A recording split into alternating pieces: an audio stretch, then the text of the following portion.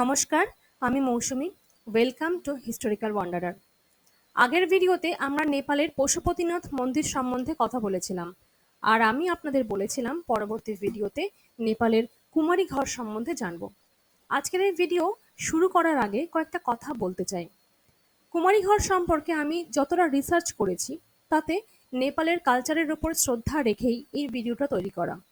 কথা বলার সময় যদি নেপালি উচ্চারণে ভুল হয় তাহলে আমি প্রথমেই ক্ষমা চেয়ে নিচ্ছি। আর এই পুরো ভিডিওটা দেখার পর যদি আপনাদের মনে হয় কোথাও কোনো কারেকশনের প্রয়োজন আছে তাহলে অবশ্যই আমাকে কমেন্টে জানাবেন। এই ভিডিওটা আমি ৩ ভাগে ভাগ করেছি। প্রথমে আমরা জানবো কে এই কুমারী দেবী, মানে কুমারী প্রথার পিছনের ইতিহাস। সেকেন্ড পার্টে জানবো হাজার হাজার কুমারীর মধ্যে কিভাবে নির্ণয় করা হয় কোন কুমারী এই পদের যোগ্য। আর থার্ড পার্টে আমরা জানবো আসলে কেমন হয় এই কুমারী দেবীদের জীবন। তো চলুন শুরু করা যাক আজকের ভিডিও। 17th সেঞ্চুরিতে শুরু হয় এই কুমারী প্রথা। বিভিন্ন পৌরাণিক কাহিনীতে এই কুমারী প্রথার প্রচলন বিভিন্ন রকম দেওয়া আছে। প্রথম কাহিনী অনুযায়ী নেপালের মল্লা রাজবংশের শেষ রাজা জয়প্রকাশ মল্লা এবং দেবী তালেজু বন্ধু ছিলেন। দেবী তালেজু প্রতিদিন রাত্রে রাজার সাথে পাশা খেলতে আসতেন, যাকে নেপালে ত্রিপাশা বলা হয়। কিন্তু দেবী তালেজুর একটাই শর্ত ছিল যে অন্য কেউ যেন না জানে যে তিনি প্রতিদিন রাত্রে আসেন রাজার সাথে ত্রিপাশা খেলতে। একদিন রাজা জয়প্রকাশ মল্লার স্ত্রী রাজাকে দেবী তালেজুর সাথে ত্রিপাশা খেলতে দেখে নেয়। তখন দেবী তালেজু খুব রেগে যায় এবং সেখান থেকে চলে যান। এরপর রাজা অনেক প্রার্থনা করে যাতে দেবী তালেজু ফিরে আসেন। একদিন দেবী তালেজু রাজাকে স্বপ্নাদেশ দেন যে তিনি নেপালের নেওয়ারি জাতিদের এক কন্যা রূপে জন্ম নেবেন এবং রাজা যদি দেবীকে আবার দেখতে চান এবং তার রাজত্ব বাঁচাতে চান তাহলে তিনি যেন নেওয়ারি জাতিতেই তাকে খোঁজেন। আর তারপরই রাজা রাজমহল ছেড়ে বেরিয়ে যান এবং দেবীকে নেওয়ারি জাতির সমস্ত কন্যার মধ্যে খুঁজতে থাকেন। অন্য কাহিনী অনুযায়ী দেবী তালেজু এবং রাজা ত্রৈলোক্য মল্লা রাত্রে ত্রিপাশা খেলার সময় রাজা দেবীকে স্পর্শ করার চেষ্টা করেন, আর তাতে দেবী রুষ্ট হন এবং সেই জায়গা পরিত্যাগ করেন। এরপর রাজার অনেক অনুরোধে দেবী বলেন যে তিনি নেওয়ারি জাতির কোনো কুমারীর দেহে প্রবেশ করবেন, তারপর রাজা তাকে পুজো করতে পারবেন। এবার আসবো ভিডিওর সেকেন্ড পার্টে, মানে কিভাবে কুমারী নির্ণয় করা হয়। কুমারী নির্ণয় করার দায়িত্ব সাধারণত 5 জন পুরোহিতের ওপর থাকে।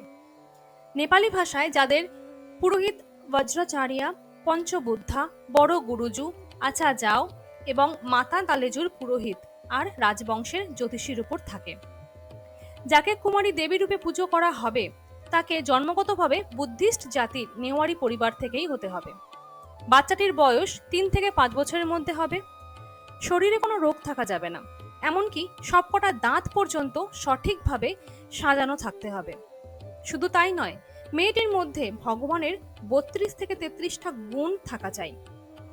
আর এই গুণগুলো খুবই অদ্ভুত বা ইন্টারেস্টিংও বলতে পারেন। কন্যাটির মাথার চুল ও চোখ একদম কালো হতে হবে।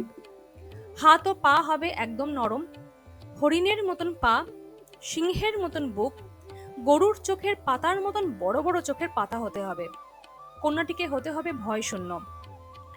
রাজার জন্মকুণ্ডলীর সাথে মেয়েটির জন্মকুণ্ডলীর মিল থাকা চাই। এইসব গুণগুলো মিলে যাওয়ার পর শুরু হয় দ্বিতীয় পর্বের নির্ণয় পদ্ধতি। বিজয়া দশমীর রাতে মেয়েটিকে নিয়ে যাওয়া হয় মন্দিরে। সেখানে মা কালীর মন্দিরে 108টা মোষ বলি দেওয়া হয়। আর ওই মন্দিরে মেয়েটিকে একা ছেড়ে দেওয়া হয়।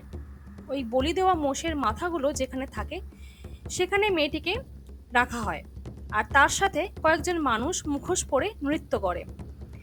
এটা মনে করা হয় যে মাতা তালেজুর গুণ যদি সেই মেয়েটির মধ্যে থাকে তাহলে সে ভয় পাবে না। নির্ণয়ের এই ধাপে যদি কন্যাটি পাশ করে তাহলে শুরু হয় এর পরের ধাপ। এই ধাপে কন্যাটিকে নিয়ে যাওয়া হয় এক নির্জন ঘরে। বলি দেওয়া মোষের কাটা মাথাগুলো যে ঘরে রাখা আছে সেই ঘরে মেয়েটিকে একা রাত্রিযাপন করতে হবে, কোনো রকম ভয় ছাড়া। এটা যদি মেয়েরা করতে পারে তাহলে শুরু হয় লিভিং গডেস নির্ণয়ের শেষ ধাপ। এর আগের লিভিং গডেস যিনি ছিলেন তার ব্যবহার করা কোনো ব্যক্তিগত জিনিসপত্র তার সামনে রাখা জিনিসের মধ্যে বাছাই করতে সক্ষম হতে হবে। যদি সে এটি করে তাহলে নিঃসন্দেহে মেনে নেওয়া হবে যে তিনিই হলেন পরবর্তী লিভিং গডেস।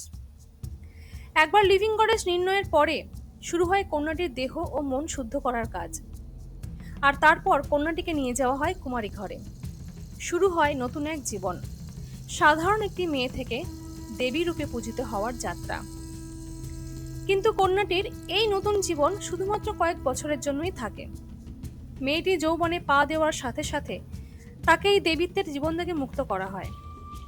একবার যৌবনে পা দেওয়ার পর প্রকৃতির নিয়ম অনুযায়ী কন্যার শরীর থেকে যে রক্তক্ষরণ হয় বা যাকে আমরা পিরিয়ডস বলি, শুরু হওয়ার সাথে সাথে মেয়েটিকে আবারও সাধারণ এক কন্যার জীবনে ফেরত আসতে হয়। মনে করা হয় শরীর থেকে রক্তক্ষরণ হলেই দেবী তালেজু ওই শরীর পরিত্যাগ করেন। কুমারী ঘরে চলে যাওয়ার পর কন্যাটি তার পরিবার এবং যারা তাকে কুমারী ঘরে দেখাশোনা করে তারা ছাড়া অন্য কারোর সাথে তার কথা বলা বারণ। তার হাঁটাচলা পর্যন্ত বন্ধ হয়ে যায়। এক জায়গা থেকে অন্য জায়গা যেতে হলে অন্য কারোর সাহায্য নিতে হবে। কুমারীর পা যেন মাটি স্পর্শ না করে। এর অন্যতম কারণ হলো কোনোভাবে যদি রক্তক্ষরণ হয় কুমারীর দেহ থেকে, তাহলে কুমারী পদ থেকে তাকে অবসর নিতে হবে। এই প্রথা অনুযায়ী ওই কুমারীর পড়াশোনা বারণ, কারণ মনে করা হয় যে তিনি স্বয়ং মা তালেজু, তাই তার পড়াশোনার কোনো প্রয়োজনই নেই। যদিও এখন সরকারের নতুন নিয়ম অনুযায়ী কুমারীদের পড়াশোনা করার অনুমতি দেওয়া হয়েছে, তবে কোনো স্কুলে গিয়ে নয়, নিজস্ব শিক্ষক কুমারী ঘরে গিয়ে পড়াশোনা শেখায় সেই কুমারীকে। নেপালের বহু বিখ্যাত মানুষ, নেতা, মন্ত্রীরা আসেন সেই কুমারী গৃহে কুমারীর আশীর্বাদ নিতে।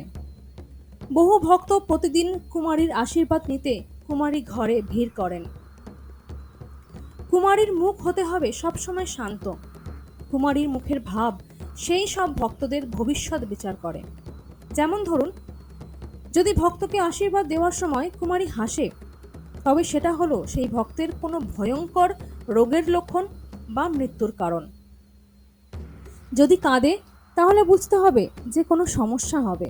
তাই কুমারীর মুখের ভাব সব সময় শান্ত থাকাটাই সবার কাছে কাম্য থাকে। কুমারীর শান্ত মুখ মানে সব কিছু ঠিক আছে বা ভক্তের মনোকামনা পূর্ণ হবে।